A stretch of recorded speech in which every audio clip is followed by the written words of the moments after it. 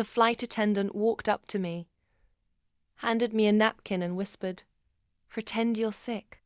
You need to get off this plane. Right now." At first, I thought she was joking, but the fear in her eyes told me otherwise. My pulse raced. I clutched my stomach, feigned nausea, and stumbled toward the exit. 2 hours later, the news flashed across every screen in the airport. Flight 782 from Paris to New York crashes over the Atlantic, no survivors. But what the world didn't know was that Flight 782 wasn't an accident. It was a message. You see, 6 months earlier, I'd uncovered a billion-dollar fraud inside the company I worked for, Voltrex Dynamics, an international energy conglomerate that disguised corruption as sustainability. I filed a report to the board. The next morning, my apartment was ransacked, my emails erased, and my fiancé Ethan, a Voltrex executive, suddenly disappeared. Then I started receiving death threats. Anonymous. One even said, "If you value your life, stay grounded." When I finally regained my composure, I sought out the flight attendant. Her name tag read Amelia R., but no airline staffer by that name existed. The airline's HR department swore no such person worked that flight. That's when I knew. Amelia wasn't saving me. She was recruiting me.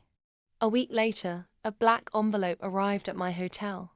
Inside was a USB drive and a note. They silenced everyone else.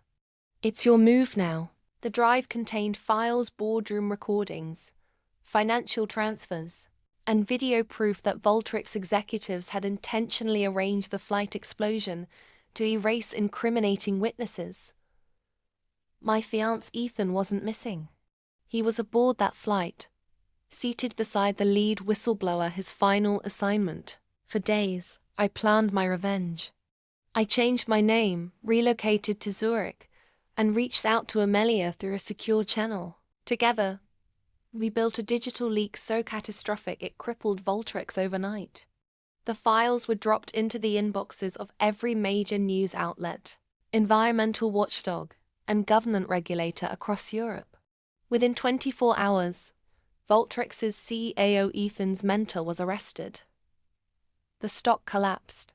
The company was finished. Then came the twist I never expected.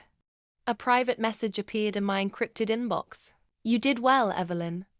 Amelia would be proud." It was signed by Ethan. He ended with, "I'll find you when it's safe." The screen went black. That was 2 years ago. I never saw Ethan again, but sometimes I still receive encrypted texts that say only, "Stay grounded." If you loved this twisty tale of revenge, deception, and rebirth, don't forget to subscribe to my channel. More jaw-dropping stories drop every week. Trust me, you don't want to miss the next takeoff.